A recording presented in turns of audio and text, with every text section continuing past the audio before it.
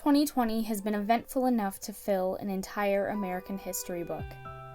Our president was tried for impeachment, a global pandemic broke out, our economy halted, Black Lives Matter protests broke out all over the world, sparking pressure for real change. And yet, the most anticipated American event has not even happened yet: the 2020 election.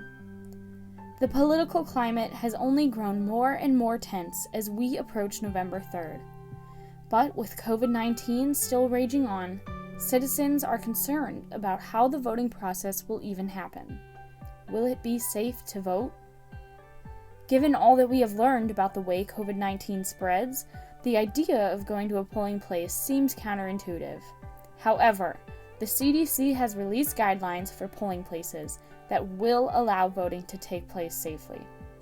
These guidelines include basic safety precautions like the requirement of masks, plenty of available hand sanitizer, and frequent disinfection of used surfaces. There will also be visual cues to guide voters through the facility in one direction and to keep them 6 feet apart from each other.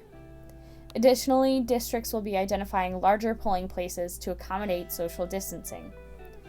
Not only will there be guidelines for the polling places, but there are measures you can take to ensure the safety of yourself and those around you. Remember your mask. Wash your hands before and after visiting the polling location.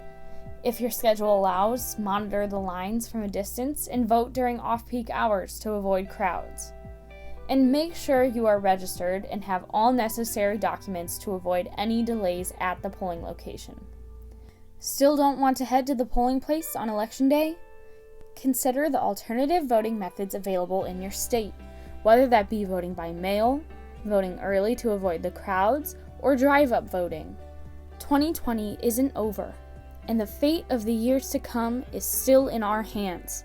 Take your part in history, exercise your right to vote, and vote safely.